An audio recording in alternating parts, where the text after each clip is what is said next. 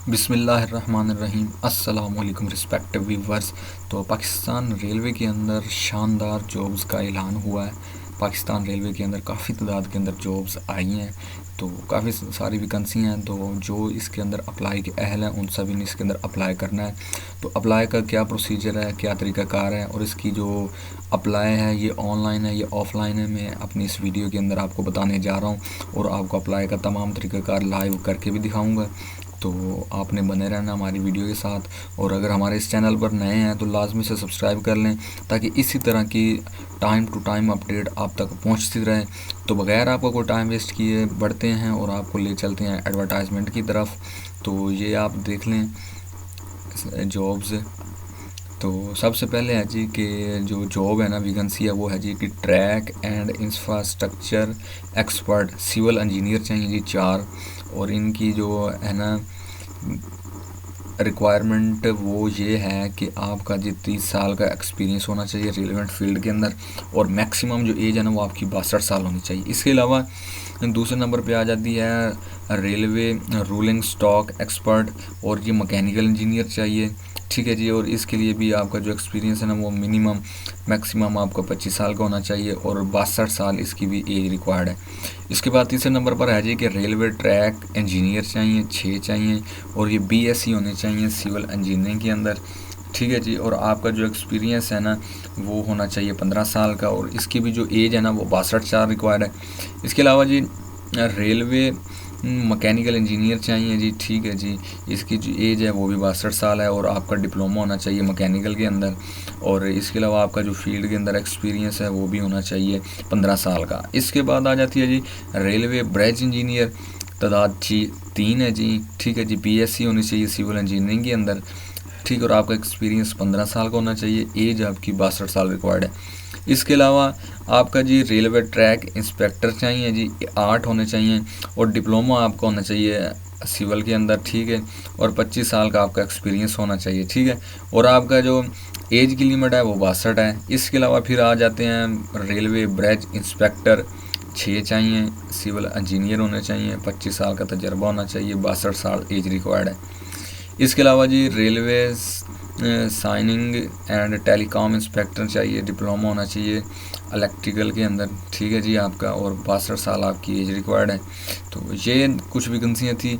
तो इनका जो अप्लीकेशन का अप्लाई का जो तरीक़ाकार है वो आपने इनके एड्रेस के ऊपर आपने अपने डॉक्यूमेंट वगैरह अपनी एप्लीकेशन वगैरह फॉरवर्ड करनी है, ठीक है जी। इसके अंदर क्या क्या बता दें मैं आपको क्या क्या चीज़ रिक्वायरमेंट है कि सबसे पहले तो आपका होना चाहिए जी कि CV होनी चाहिए कंप्लीट, पासपोर्ट साइज की फ़ोटो होनी चाहिए, ठीक है। और उसके अलावा ये ईमेल एड्रेस आपको नज़र आ रहा होगा, ठीक है जी, ये मैं अपनी मेंशन भी कर दूंगा डिस्क्रिप्शन के अंदर। तो इस Gmail के ऊपर आपने सेंड करने हैं। तो इसके अलावा आपने ये जो एड्रेस नज़र आ रहा है ना पाकिस्तान रेलवे, ठीक है, इसके ऊपर आपने भी एप्लीकेशन अपनी कर सकते हैं। इसके बाद आ जाते हैं जी कि TXR ग्रेड 3 ये भी चाहिए, और DA मैकेनिकल चाहिए, और 20 साल का एक्सपीरियंस होना चाहिए, ठीक है जी। इसके बाद आप 4 मैन चाहिए जी 14 तादाद के अंदर 4 हैं, डिप्लोमा होना चाहिए मैकेनिकल का, 20 साल का तजर्बा होना चाहिए।